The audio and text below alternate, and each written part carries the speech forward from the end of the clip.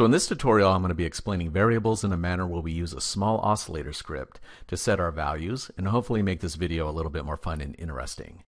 So as a beginning programmer, you're now probably wondering, what is a variable? Variables are one of the ways that we can hold data in a computer program and move it around to other parts of our program. So in our oscillator script, we have the type of oscillator set to sine. We can change that by setting a variable at the top of our program to square and then assigning that variable to this part of our script.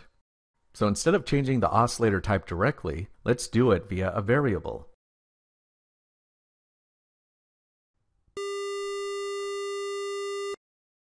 So what just happened? Well, I stored a value into this variable and then assigned it here. Now the square wave at 400 Hz is kind of annoying, so let's change the frequency to something lower. So we can use a variable to store a number and then assign that variable to the oscillator frequency. So here I'll assign a number value to a variable called frequency val.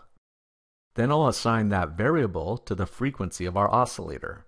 Since the original variable is set to 30, that is the value we hear, a 30 Hz tone.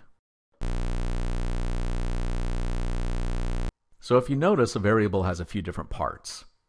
The first is the var declaration. This is necessary to declare our variable. Technically, JavaScript can use variables that don't get declared with the var statement, but it's considered extremely bad practice to do that. So for now, get in the habit of always using the var statement before declaring your variables. The reasons for this will be explained in upcoming tutorials. The next part of a variable is its name. When naming your variables, it's good practice to name them in a manner that reflects the data that's stored in them. And it's also good practice to only stick to alphabet characters. We're going to be going over the more complex nuances of variable naming in an upcoming tutorial, but for now it's a good practice to keep from using numbers or other non-alphabet characters as variable names. Also, if you decide to use multiple words as variable names, you can do so using what is called camel case, which looks like this.